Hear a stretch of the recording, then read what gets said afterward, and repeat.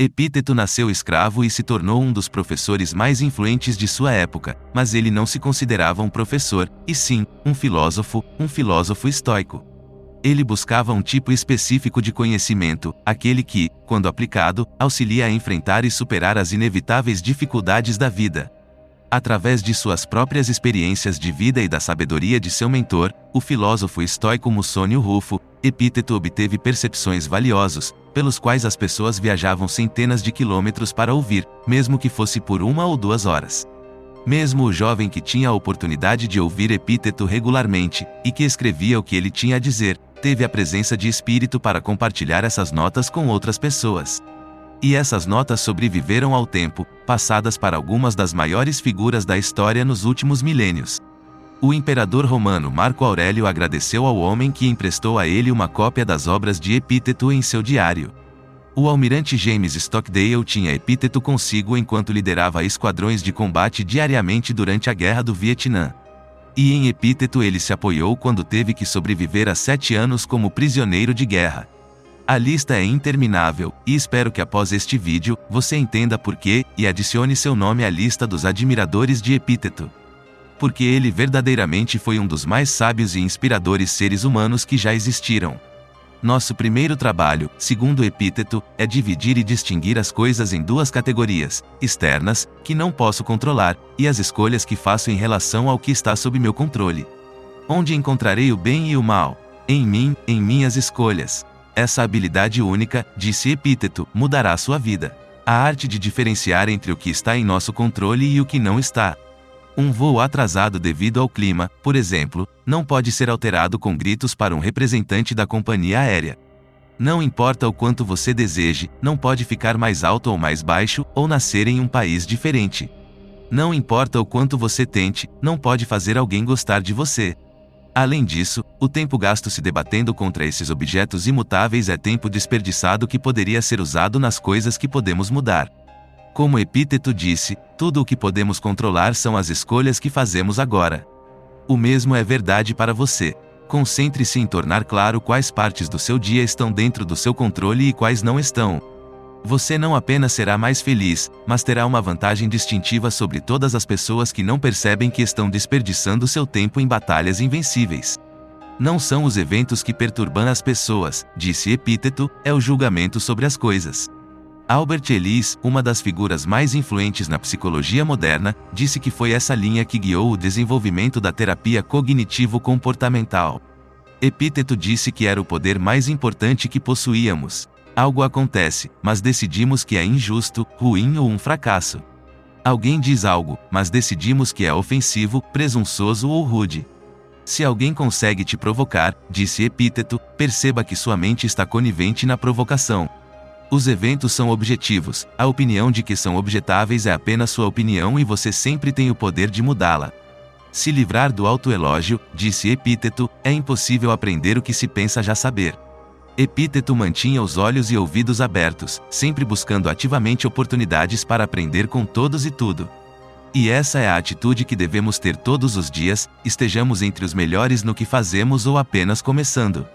Isso não importa. Cada pessoa que encontramos, cada situação em que nos encontramos, cada livro que lemos ou filme que assistimos, há uma oportunidade de aprender, de continuar melhorando, de dar mais um passo à frente no caminho do progresso. Essa era uma das perguntas favoritas de Epíteto: como você progrediu?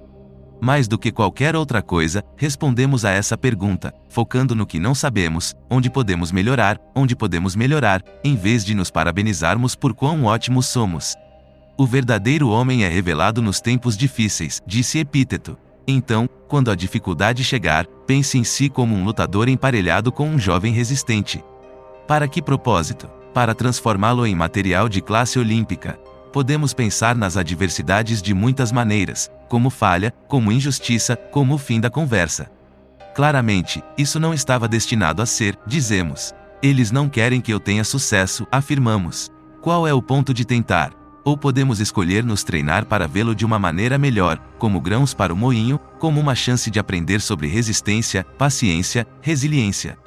A luta tem a chance de provar nossa fibra, como uma resistência que está fortalecendo nossos músculos. Epíteto preferia a última e se tornou, em sua época e na nossa, o símbolo máximo da habilidade de um ser humano superar circunstâncias sombrias. Ele disse que não se tratava de aceitar a dificuldade ou se resignar a ela, mas concordar em trabalhar com ela, decidir aproveitá-la ao máximo, ver a dificuldade como uma oportunidade, não como um obstáculo. E assim, podemos transformar tudo o que nos acontece em combustível e podemos ser aprimorados e fortalecidos por tudo o que acontece conosco. Você realmente gostaria de saber o que a filosofia oferece à humanidade, disse Sêneca. Filosofia oferece conselhos. Nascido no início do primeiro milênio, uma época de paranoia, violência e tumulto político. Sêneca precisava de conselhos, assim como você precisa. Ele buscou e descobriu uma escola de filosofia conhecida como estoicismo, fundada na Grécia apenas alguns séculos antes. Nas obras dos estoicos, Sêneca encontrou o que estava procurando: orientação sobre como viver uma boa vida. E logo ele começou a escrever cartas e ensaios para membros da família, amigos e jovens talentosos promissores, compartilhando a sabedoria que mudou sua vida. Porque nada nunca vai me agradar, disse ele, não importa o quão excelente ou benéfico seja, se eu tiver que manter o conhecimento disso só para mim. Nenhuma coisa boa é agradável de possuir, ele disse, sem amigos para compartilhá-la. Há mais coisas que provavelmente nos assustam, escreveu Sêneca, do que há para nos esmagar. Sofremos mais na imaginação do que na realidade. A vida de Sêneca foi cheia de sofrimentos. Ele nasceu com uma condição crônica nos pulmões e passou pelos reinados dos primeiros 5 imperadores, cada vez mais desequilibrados e violentos. Ele foi exilado e perdeu tudo 2 vezes. E ainda assim, apesar de todo esse sofrimento, seu conselho era que a única coisa com que devemos nos preocupar é com o que estamos preocupados. Gastamos tanto tempo imaginando e nos preocupando com antecedência que, na verdade, nos torturamos mais do que a coisa com a qual estamos preocupados jamais poderia. E isso, é claro, se realmente acontecer. A coisa mais importante a lembrar sobre a dor e o sofrimento, disse Sêneca, é que é inevitável. Não pode ser evitado, mas o que devemos evitar são as premonições fantasmas do que pode ou não acontecer. Em vez de sofrer na imaginação, concentre-se no que está imediatamente à sua frente. Permaneça no presente. A excelência se enfraquece sem um adversário, disse Sêneca. Assim como o fogo é o teste do ouro, a adversidade é o teste dos homens fortes. Gostaríamos de viver confortavelmente, minimizar as inconveniências, não fazer o que não gostamos, encontrar o que gostamos onde gostamos e nunca sair, mas Sêneca disse que esse é um tipo de armadilha fatal. Uma pessoa que nunca foi desafiada, ele disse, que sempre consegue o que quer, é uma figura trágica. Você passou pela vida sem um oponente, disse ele. Ninguém pode saber o que você é capaz, nem mesmo você. É por isso que Sêneca falou repetidamente sobre a importância da adversidade, de não apenas abraçar a luta que a vida nos impõe, mas de buscar ativamente essa dificuldade para podermos ser mais fortes, melhores e mais preparados. Todos os dias, ele disse, devemos procurar nos desafiar. Devemos fazer escolhas que nos impulsionem em vez de nos ajudar a atrofiar. E quando estamos passando por algo difícil, devemos ser gratos pela chance de isso estar nos ajudando a perceber nosso potencial total. Associe-se àqueles que o tornarão uma pessoa melhor, disse Sêneca. Receba aqueles a quem você mesmo pode melhorar. O processo é mútuo, pois os homens aprendem enquanto ensinam. A linha amplamente citada de Jim Rohn é que você é a média das 5 pessoas com as quais passa mais tempo. James Altucher aconselha jovens escritores e empreendedores a encontrar em seu círculo um grupo de colegas que os incentivem a ser melhores. Mas o máximo de Goethe é melhor me diga com quem você pode se relacionar, e eu te direi quem você é, e Sêneca disse que se há uma coisa pela qual devemos ter especial cuidado, é com quem nos cercamos. Nunca trago para casa o mesmo personagem que levei comigo, ele disse. Não há pessoa que não imprima seu caráter em nós ou nos contamine inconscientemente. Devemos considerar quem permitimos em nossas vidas. Não podemos ter medo de cortar laços com ambientes ou relacionamentos antigos quando está claro que não estão mais nos servindo bem. Não podemos ter medo de buscar novas pessoas ou tentar entrar em novos e melhores círculos sociais. Os riscos são altos, como Sêneca colocou, assim como algumas doenças saltam para aqueles que tocamos, assim a mente infecta aqueles mais próximos a nós com males. Este é nosso grande erro, disse Sêneca, pensar que ansiamos pela morte. A maioria da morte já se foi. Todo o tempo que passou é propriedade da morte. Só há uma coisa a fazer, ele disse. viva imediatamente. Então, se você tirar algo dos escritos de Sêneca, de sua sabedoria, da filosofia que tanto lhe oferece conselho, é que saia e viva agora enquanto ainda pode. A fortuna é volúvel, não espere, aproveite agora. Não houve ninguém como ele, Marco Aurélio, o último dos 5 bons imperadores. Marco Aurélio era um estudante do estoicismo, uma antiga escola de filosofia fundada em Atenas no início do século III a.C., baseada na crença de que não controlamos o mundo ao nosso redor, controlamos apenas como respondemos. Marco era o líder de um mundo enfrentando uma pandemia que durou 15 anos, tumultos civis, guerras na fronteira, decadência cultural, desigualdade de renda e muito mais. E é fácil ver por que ele foi atraído por essa filosofia. Ele se comparava a alguém em busca de alívio para uma erupção ou queimadura e que o estoicismo era sua pomada calmante, uma loção quente. E é por isso que Marco Aurélio tentou oferecer em Meditações, sua única obra conhecida, um documento totalmente único e sem paralelo nos anais da história, para transmitir essa pomada, essa orientação, essa medicina para as gerações futuras. Em Meditações, há um momento totalmente único e sem igual nos anais da história. Ao amanhecer, quando você tem dificuldade para sair da cama, Marco Aurélio disse para se dizer: tenho que ir trabalhar como ser humano. Para que fui criado, o que devo reclamar se vou fazer o que nasci para fazer neste mundo, ou é para isso que fui criado, me encolher sob as cobertas e ficar quente? É um dos momentos mais identificáveis nas Meditações, esse argumento que Marco tinha consigo mesmo na abertura do livro 5. É claramente uma discussão que ele teve muitas vezes em muitas manhãs, como muitos de nós tiveram. Ele sabia que tinha que sair da cama, mas queria desesperadamente permanecer sob os lençóis quentes. É identificável, mas também é impressionante. Marco não precisava sair da cama. Sendo o imperador, ele não precisava fazer nada. Ele poderia ter dormido todos os dias sem consequências imediatas. Ninguém iria cortar seu salário, ninguém iria perguntar por que ele estava atrasado. E ainda aqui estava Marco insistindo que ele se levantasse cedo e fosse trabalhar. Por quê? Como Dante escreveu em seu poema épico, debaixo do cobertor não há caminho para a fama. Você não pode realizar nada enrolado sob as cobertas. Marco sabia que vencer amanhã era a chave para vencer o dia e vencer na vida. Ele sabia que ser o homem mais poderoso do mundo ainda não o isentava de viver como a natureza exige. Ele sabia que sua posição não significava nada e que suas obrigações estavam esperando que ele acordasse. Ele sabia que dormir até mais tarde só significaria que ele teria muito a recuperar e que ele havia entregado o controle e agora estava em modo reativo. E então é simples: se você quer ser produtivo, fazer mais e ser ótimo, você tem que acordar cedo.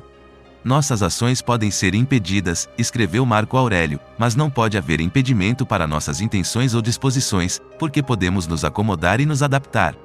A mente se adapta e se converte para seus próprios propósitos no obstáculo à nossa ação, o impedimento à ação avança a ação.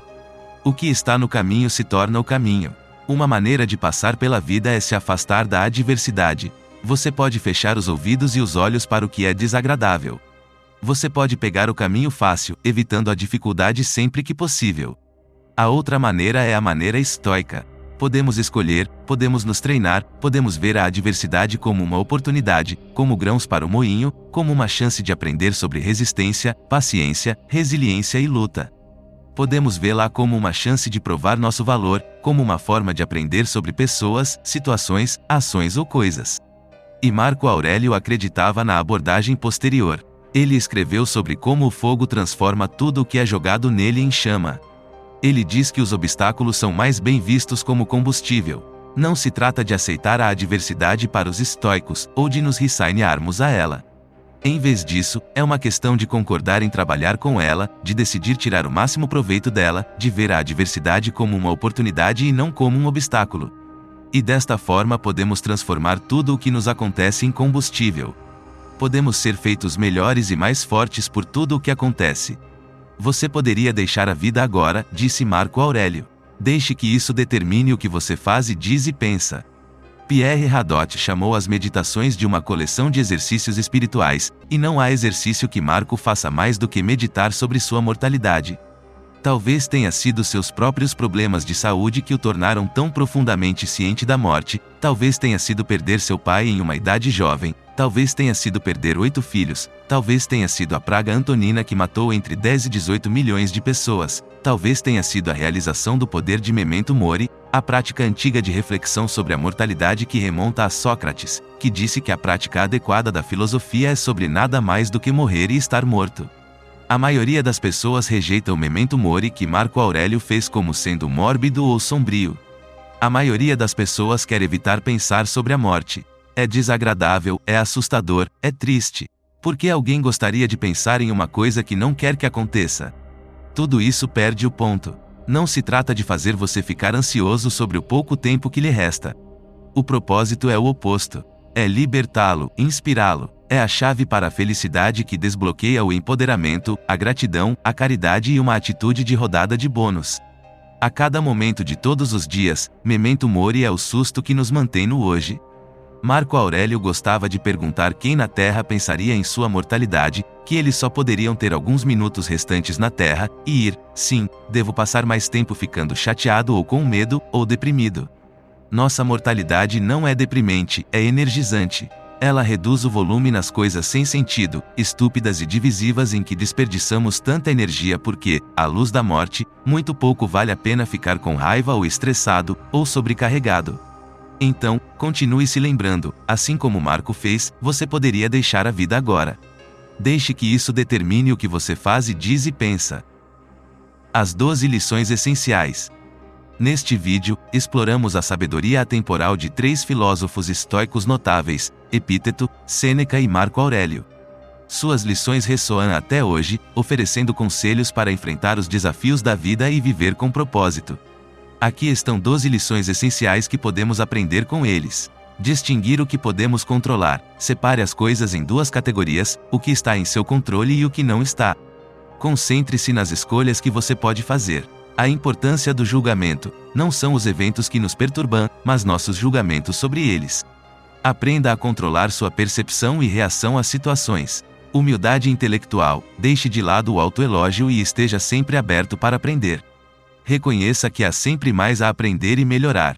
Enfrentar a adversidade. Veja a dificuldade como uma oportunidade de crescer e se fortalecer. Transforme os obstáculos em combustível para o progresso. A arte de viver no presente. Preocupe-se com o que está imediatamente à sua frente. Viva no agora e evite sofrer com previsões fantasmas sobre o futuro. Escolha cuidadosa das companhias. Associe-se a pessoas que o ajudem a crescer e evoluir. Escolha seu círculo social com sabedoria. Apreciar a vida. Viva plenamente, pois a vida é efêmera. Aproveite cada momento e evite preocupações desnecessárias. Aceitação da inevitabilidade do sofrimento. Entenda que o sofrimento é parte da vida, mas não antecipe o sofrimento imaginário. A força é forjada na adversidade. Enfrente desafios e adversidades para se tornar mais forte e descobrir seu verdadeiro potencial. Aprender com todos e tudo. Esteja sempre atento às oportunidades de aprender e melhorar, estejam elas onde estiverem. Escolher com sabedoria suas preocupações. Foque apenas no que está sob seu controle, deixando de lado o resto. Lembrança da mortalidade. Mantenha-se consciente de sua mortalidade para valorizar e aproveitar a vida ao máximo.